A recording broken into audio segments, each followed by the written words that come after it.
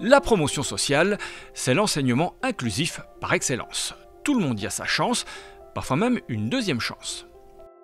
La grande souplesse, le fait d'être au plus proche des besoins de terrain, oui, je crois que c'est vraiment une caractéristique de l'enseignement de promotion sociale.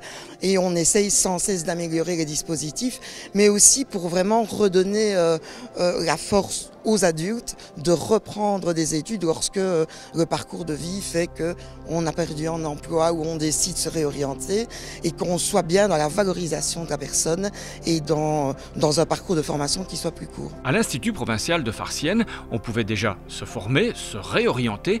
Désormais, on pourra également faire valider ses compétences. En quelques mots, un centre de validation des compétences est un lieu où on vient faire valider une compétence grâce à une mise en situation pratique où il y a un évaluateur et un observateur qui va identifier selon un référentiel et une grille d'évaluation si vous êtes compétent pour un métier.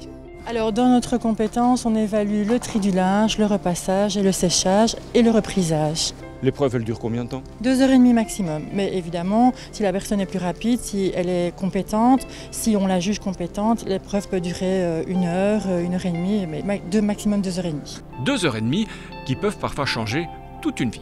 Ça vous arrive d'avoir des élèves qui sont passés par la validation des compétences? Oui, tout à fait, parce qu'elles peuvent avoir suivi une formation par ailleurs qui n'est pas reconnue par la communauté française, ou alors elles peuvent tout simplement avoir appris des choses dans leur vie de tous les jours, dans la vie professionnelle, et elles peuvent faire valider ces compétences. Quand on sait quelque chose, il n'y a pas de raison que ça soit perdu. Après les savoirs en tâches ménagères et en esthétique, le centre de Farciennes validera bientôt les compétences de cariste et de tuteur d'entreprise. Et avec l'aide de CAP 48, le site sera rendu plus accessible, au moins valide. C'est cela aussi, l'enseignement inclusif.